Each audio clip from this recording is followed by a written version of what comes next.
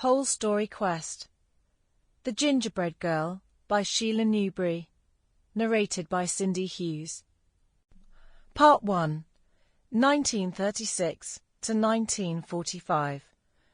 Prologue. 1936. November. To Cora, there appeared to be a mile of echoing hospital corridor ahead. She had not walked so far for many weeks. Her wobbly progress was exacerbated by her footwear, which was new to her, but a size too large, like the starched cotton frock and the cardigan which swamped her spare frame.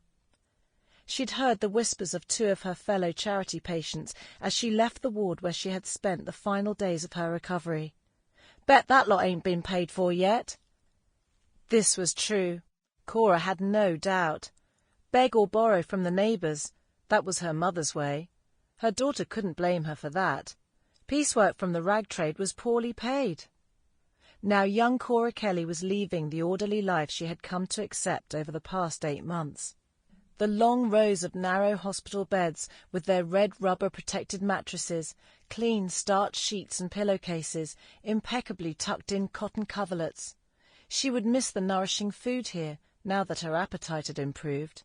Milk, and plenty of it, not stewed tea with a teaspoon of condensed milk from a sticky tin, which attracted the flies.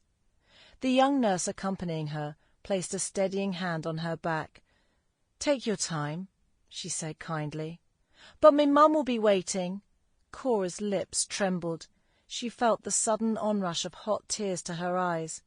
She recalled her mother's face, white and anxious, the evening 8 months ago, when the ambulance men rolled up her little daughter in a rough red blanket and carried her out of the building. The rest was a blur. She had been very ill indeed with diphtheria.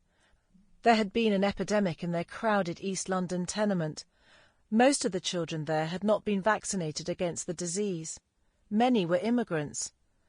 Cora's own great-grandparents on both sides had come from Ireland around the middle of the last century in search of work.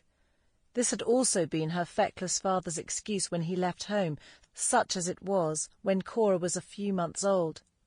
You didn't miss what you never had, she thought, regarding herself, but it was much harder for Mum. Bertie Kelly's visit last March had been totally unexpected. For 4 days they seemed like a family, but it didn't last. He'd left them in the lurch again after pocketing the rent money, with no forwarding address. Biddy had been inconsolable, but there was worse to come, just a week later. "I'll see you tomorrow," Biddy Kelly had promised. Sample complete. Ready to continue?